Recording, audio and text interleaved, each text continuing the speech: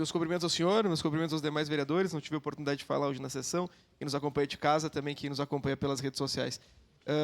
Parabenizar a vereadora Rose. Acho que são duas questões distintas, como bem explicou a vereadora Andressa. Primeiro, que é a competência da Secretaria do Meio Ambiente.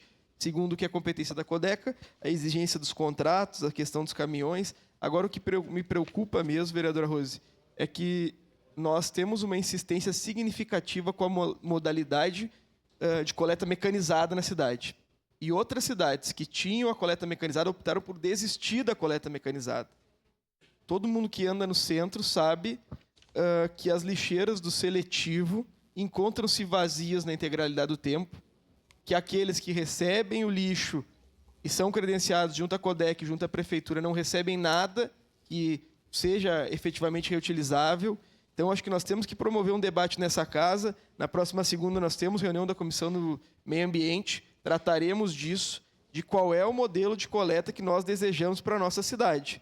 Porque o modelo de coleta que está posto no centro, nos bairros ao redor, com um modelo de coleta mecanizada, diversas cidades, inclusive um oásis chamado Curitiba, já promoveu a desistência do modelo da coleta mecanizada. Porque a cidade está suja demais. E ela não está suja porque falta coleta.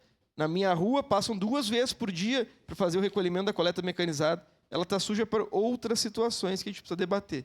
A coleta mecanizada, em especial do seletivo, não funciona, infelizmente, e perdeu a razão de existir.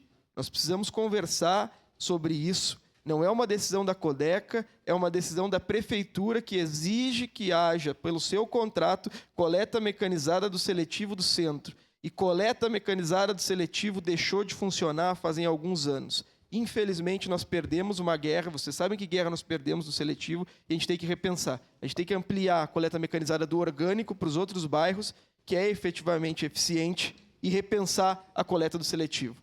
O lixo pode formar uma máfia que talvez o Estado não tenha capacidade de combater. E nós, nessa casa, temos que conversar sobre isso e combater de forma imediata. Muito obrigado, presidente. Obrigado.